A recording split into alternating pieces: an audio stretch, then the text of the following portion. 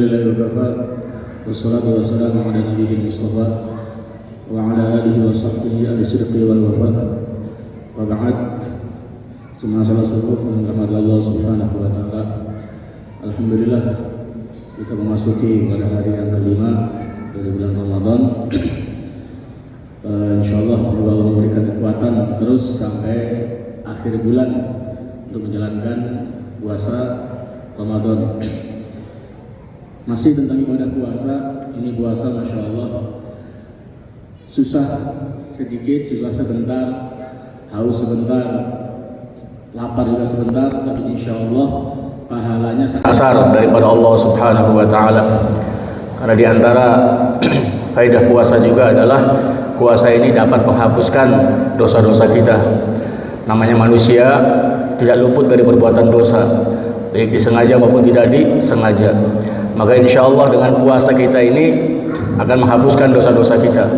Rasul mengatakan, man shoma Ramadan imanan wa ihtisaban ghufira lahu ma taqaddama min dzambih. Siapa yang puasa Ramadan karena iman, karena ihtisab, mengharap pahala daripada Allah, maka diampuni dosa-dosa yang telah lalu. Bahkan puasa juga akan jadi kafarah, penebus daripada dosa-dosa kita. Ada sebuah hadis mengatakan, fitnatur rajul fi ahlihi wa malihi wa jarihi yukaffiruha shalah wa siyam. Fitnah pada seseorang, ujian, cobaan hidup, musibah, baik pada keluarganya, pada hartanya, pada tetangganya, itu semua dapat dihapuskan dengan sholat dan dengan puasa. Jadi orang mungkin harusnya celaka, mendapatkan musibah karena perbuatan dosa dia, maka dengan sebab sholat dia, dengan sebab puasa dia, insya Allah akan dihapuskan oleh Allah subhanahu wa ta'ala. Maka beruntung orang yang rajin sholat, yang rajin puasa, puasa sunnah juga, itu dapat menghapuskan musibah-musibah yang harusnya menimpa kepada dia. Bahkan banyak dalam agama kita itu hukuman-hukuman apa saja ketika seorang melanggar larangan Allah subhanahu wa ta'ala, maka dapat diganti kafarahnya, ditebus dengan ibadah puasa. Kayak orang haji ketika mereka ada yang namanya adza, mungkin penyakit, maka boleh diganti dengan ibadah puasa. Allah mengatakan fafidyatun min siyamin aw shadaqatin aw nusuk. Maka fidyahnya dengan apa? Dengan puasa atau sedekah. Jadi puasa itu bisa menggantikan yang satu hal yang memang dia pernah melanggar larangan Allah subhanahu wa ta'ala. Contoh orang yang haji juga atau orang yang umroh juga, dia tidak mendapatkan al-hadiyu, sembelihan di sana. Mungkin karena susahnya cari binatang di sana, atau mungkin ya uangnya yang kurang, maka apa? Dapat diganti dengan puasa. Allah mengatakan, famal lam yajid fasiyamu salasati ayyam fil haji wa sab'atin idza raja'tum. Maka siapa yang tidak mendapatkan al-hadiyu tadi, dia boleh puasa 3 hari di dalam haji, masih musim-musim haji, dan 7 hari ketika dia pulang ke rumahnya. Dapat diganti dengan ibadah puasa. Ini agungnya ibadah puasa. Bahkan orang yang punya dosa membunuh orang lain karena kesalahan, karena tidak sengajaan, maka dendanya itu kan harus merdekakan budak. Tapi kalau tidak ada, boleh diganti dengan puasa. Kata Allah, famal lam yajid fasiyamu syahraini mutatabi'ain. Siapa yang tidak dapatkan budak, maka dia berpuasa 2 bulan berturut-turut. Dapat menghapuskan dosa-dosa dia. Orang yang melanggar sumpahnya, orang yang melanggar nazarnya, kita pernah bernazar tapi tidak dijalankan, itu dosa juga. Karena nazar itu wajib, harus ditunaikan. Ketika tidak ditunaikan, maka dia berdosa. Tapi ketika dia berdosa, melanggar nazar tadi, dapat diganti. Ada kafarohnya. Kafarohnya apa? Kafaroh nazar sama dengan kafaroh yamin, kafaroh sumpah. Kafaroh sumpah di Quran itu ya memberi makan 10 orang miskin atau memberi pakaian. Tapi kalau nggak punya makanan yang layak buat 10 orang miskin ataupun pakaian yang layak, kata Allah, famal lam yajid fasiyamu salasati ayyam. Maka siapa yang tidak mendapati, cukup dengan puasa 3 hari. Ini hebatnya puasa, dapat menggantikan, ya kan, dapat menggantikan kafaroh terhadap dosa-dosa yang lainnya. Ini agungnya puasa. Jadi menghapuskan dosa-dosa kita, bisa menghapuskan musibah-musibah yang menimpa kita, bahkan dapat menggantikan denda dari Allah dengan ibadah puasa karena Allah subhanahu wa ta'ala. Dan selanjutnya juga ibadah puasa ini Masya Allah dapat mendatangkan pahala yang besar, karena puasa ini sama dengan orang bersabar. Puasa ini mencakup 3 macam sabar. Kenapa? Orang puasa sama dia bersabar dalam mentaati Allah Subhanahu wa taala. Orang berpuasa ini sama juga dia sedang bersabar dalam meninggalkan maksiat kepada Allah Subhanahu wa taala. Dan juga orang yang berpuasa dia sabar terhadap takdir Allah Subhanahu wa taala.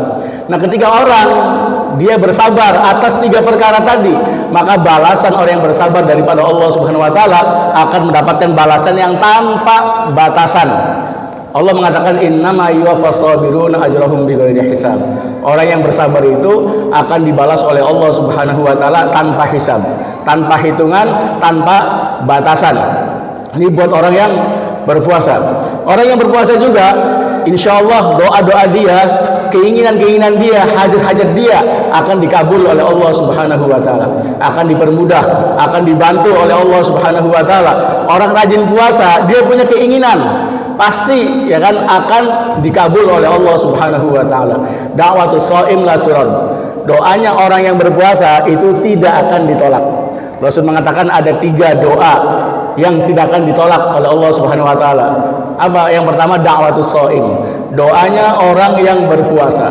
Maka manfaatkan ketika berpuasa, apalagi menjelang berbuka 15 menit lagi, 10 menit lagi, jangan dipakai hal yang sia-sia.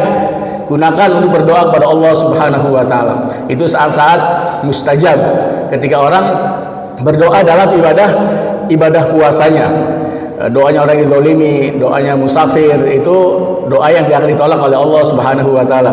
Setelah bulan Ramadan ini kita puasa dan menjelang berbuka juga ini Masya Allah di bulan Ramadan, bulan yang utama, insya Allah doa-doa kita panjatkan kepada Allah Subhanahu wa taala. Insya Allah semua keinginan kita akan dipenuhi oleh Allah Subhanahu wa taala. Selanjutnya ibadah puasa juga ini dapat menyebabkan husnul khotimah.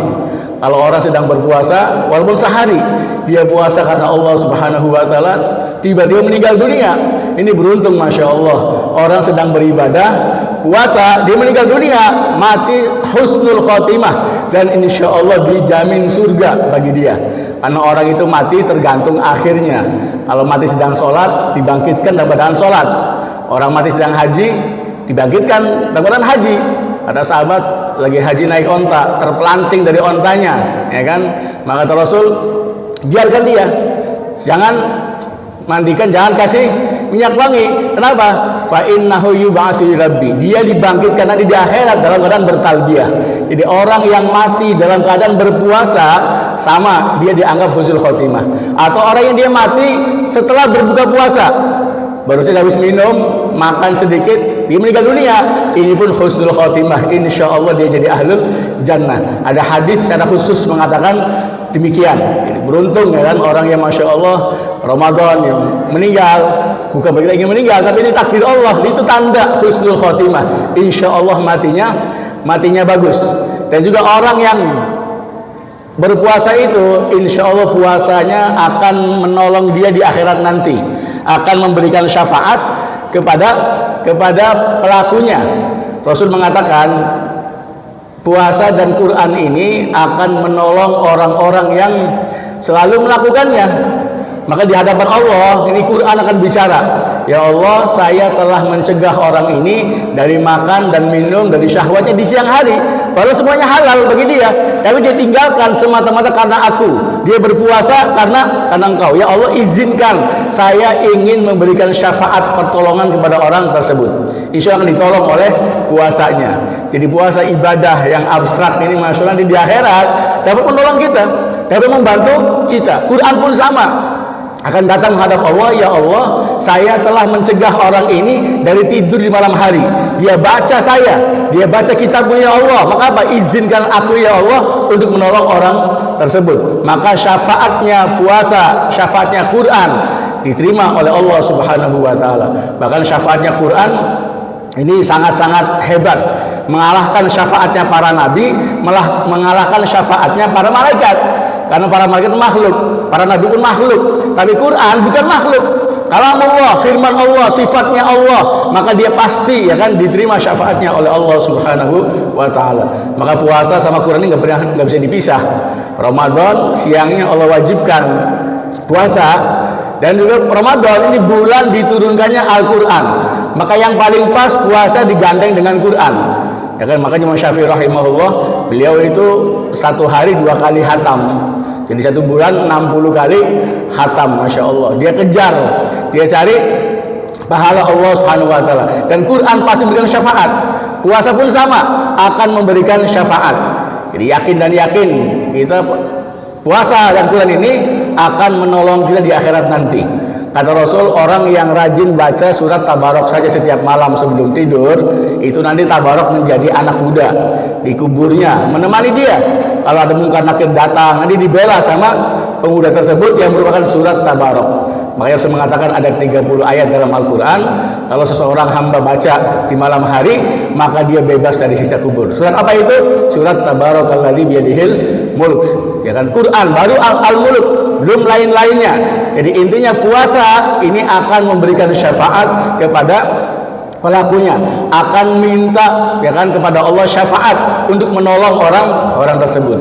Dan juga puasa ini dia dapat menyelamatkan orang dari api neraka. Ada hadis mengatakan, Rasul bersabda, man shoma yauman fi sabilillah ba'adallahu wajhahu 'anin nari sab'ina kharifan. Orang yang berpuasa 1 hari saja di jalan Allah, maka Allah jauhkan wajahnya dari api neraka 70 tahun. Ini baru 1 hari. Bayangkan kalau 30 hari 1 bulan. Kita secara hamil dari 5 hari. Sehari saja sudah menjauhkan dari api neraka 70 tahun. Ada riwayat akan dijadikan 1 parit hondak. Yang hondak itu jaraknya antara langit dan bumi. Ada riwayat sampai 100 tahun juga. Ini dengan hanya 1 hari puasa. Bayangkan dengan 1 bulan puasa, dengan puasa sunnahnya, Senin Kemisnya, puasa lain-lainnya, masya Allah ya kan, akan dijauhkan dari api neraka. Ya kan, sudah dosa diampuni, ya kan, dibebaskan dari neraka. Kalau orang rajin puasa, kayak puasa sunnah, jangan remehkan juga. Puasa Arafah itu masya Allah menghapuskan dosa 2 tahun. Tahun yang lalu, tahun yang akan datang. Puasa Asyura menghapuskan dosa 1 tahun. Jadi puasa ini paling cepat untuk menghapuskan dosa, membakar dosa kita, dan bebas dari nerakanya Allah Subhanahu Wa Taala. Dan yang terakhir, harapan semua manusia, ya kan, dengan semua macam ibadah, terutama puasa ini akan memasukkan seseorang ke dalam surga. Kalau orang rajin puasa, insya Allah surga sudah menantinya. Ya kan, bahkan Rasul mengatakan surga itu ada 8 pintu. Salah satunya ada namanya Ar-Royan, pintu yang khusus buat orang-orang yang berpuasa. Bahkan Rasul mengatakan ketika orang-orang masuk, maka di pintu Ar-Royan ini Allah akan sebut di manakah orang-orang yang berpuasa. Kalau orang-orang berpuasa sudah masuk dari pintu Ar-Royan, maka langsung ditutup. Kenapa? Tidak boleh selain mereka yang masuk ke dalam pintu Ar-Royan. Pintu Ar-Royan ini khusus Allah sediakan buat orang-orang yang rajin puasa. Jadi surga pintunya ada 8 pintu. Ada pintu sedekah, orang yang rajin infak, ya kan, emas, perak, uangnya, ya kan, diinfakkan, maka disediakan pintu khusus, pintu sedekah. Orang yang rajin sholat, ada di pintu sholat. Orang yang rajin puasa, ada namanya pintu Ar-Royan. Silahkan, ya kan, banyak macam kebaikan untuk masuk ke surga Allah Subhanahu Wa Taala. Ada seorang sahabat Abu Bakar itu, masya Allah, saking semangatnya beliau nanya, hai Rasulullah SAW, hal yud'a ahadun min tilka abwabi kulliha, ada enggak seseorang yang dipanggil dari 8 pintu surga itu? Pintu sedekah manggil, pintu sholat manggil, pintu Ar-Royan pun manggil. Kata Rasul, ada. Wa arju an takuna minhum. Saya berharap kamulah orangnya, wahai Abu Bakar. Harapan Nabi pasti gitu kan. Pasti. Jadi Abu Bakar ini termasuk salah satu umat Nabi yang dipanggil oleh 8 pintu surga. Karena hebatnya amalan beliau. Memang beliau nggak pernah kalah. Ya kan, semua amalan beliau lakukan. Pernah Rasul nanya, siapa yang hari ini berpuasa karena Allah? Ya saya. Siapa yang hari ini ngantar jenazah? Ya saya. Saya Abu Bakar lagi. Siapa yang hari ini menengok orang sakit? Ya saya. Ini Abu Bakar. Selalu apa? Dalam amal kebaikan tidak mau ketinggalan. Dalam sodakohnya juga masya Allah tidak mau ketinggalan. Tidak mau dikalahkan oleh orang lain. Makanya beliau salah satunya manusia yang dipanggil oleh 8 pintu pintu surga. Ya kalaupun dipanggil dari pintu Ar-Rayyan sudah keberuntungan, masya Allah ya kan, sudah ada masuk jalan ke surga. Asalkan apa? Rajin berpuasa, puasa wajib, tambah puasa sunnah, bahkan puasa jadi sifat bagi dia. Jadi intinya puasa ini dapat memasukkan orang ke dalam surga. Rasulullah bercerita, sesungguhnya di surga ini kata Rasul ada satu ruangan, kamar.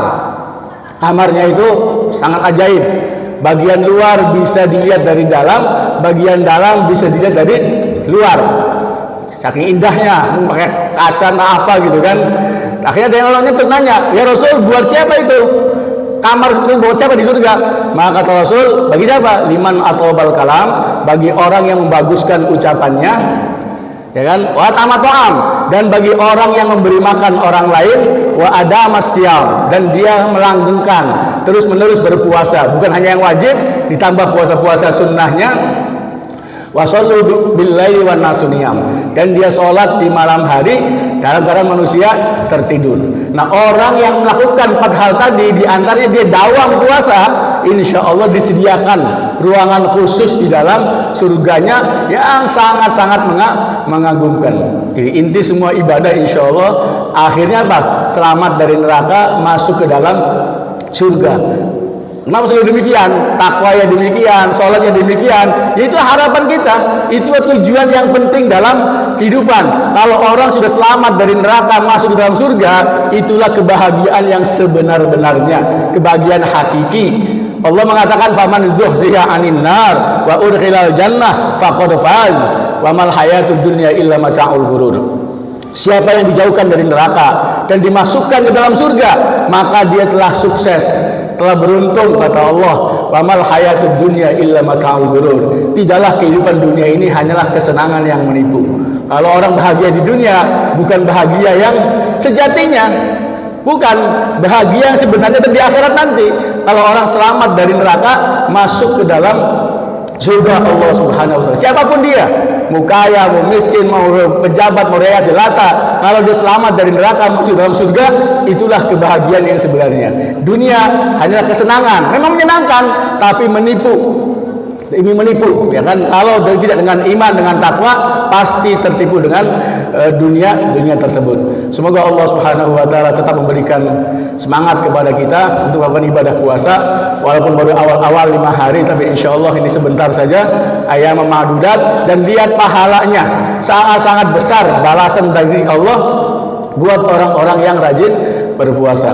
Semoga bermanfaat. Wallahul muwaffiq ila aqwamit thoriq. Assalamualaikum warahmatullahi wabarakatuh.